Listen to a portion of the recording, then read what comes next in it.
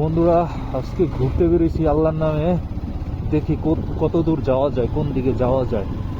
বাড়ি ফিরবো সন্ধ্যার আগে। ওই যে মায়েরা বলে না যে যেদিকেই যাইস সন্ধ্যার আগে বাসায় আইস, কিন্তু তা আমিও চিন্তা করছি আজকে সন্ধ্যার আগেই বাসায় আমার। দেখুন টিনের ঘর গ্রামের। আগে কিন্তু গ্রামের ঘরগুলো যে ম্যাক্সিমাম এরকমই ছিল, এখন তো মাটির এই যে কলা পাতা দিয়ে বেড়া দেওয়া পুরাই।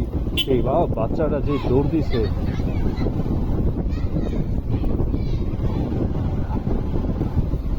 আগুন। স্কুল, গ্রামীণ স্কুল, কি নাম? রত্নপুর প্রাথমিক বিদ্যালয়। বন্ধুরা কমেন্টে জানাই দিয়ে স্কুলটা কোন জেলায় এটা অবস্থিত। বন্ধুরা আমরা আবার চলে আসলাম কোন একটা গ্রামের মধ্যে। তো ওই গ্রামীণ রাস্তার মধ্যে দিয়ে আমাদের আজকে ছুটে চলা। আমরা ঘুরতে বেরোইছি, দেখি কোন দিক যাওয়া যায়, ওই দিকেই যাব, গ্রামীণ মেঠো পথে। দেখুন এই যে একটা কবুতর, ওই কি মরবো। বাচ্চারা খেলাধুলা করতেছে। গ্রামে প্রচন্ড শীত পড়ছে এবার বন্ধুরা।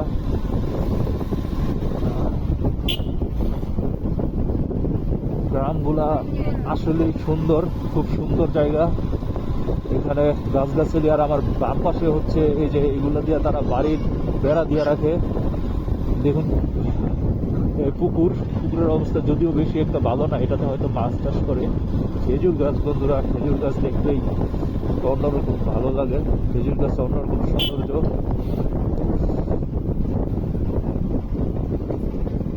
ওরা খেলতেছে দুই পাশে রাস্তার খাল।